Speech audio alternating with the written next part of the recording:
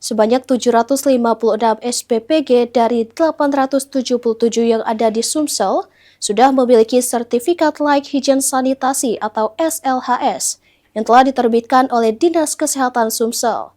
Selanjutnya mencegah terjadinya keracunan dalam pelaksanaan MBG.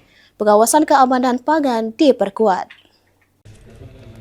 Dari 877 pengajuan sertifikat layak higien sanitasi atau SLHS di Sumatera Selatan, sebanyak 756 sertifikat telah diterbitkan.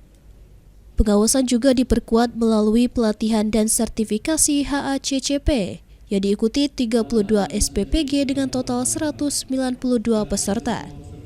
6 pegawai dan relawan setiap SPPG dibekali kompetensi, meliputi kepala SPPG, ahli gizi, akuntan, chef, aslab, dan leader pemorsian. Itu bisa berjalan sesuai dengan ketentuan dan keamanan pangan sehingga peningkatan kualitas setelah dikonsumsi itu tetap aman.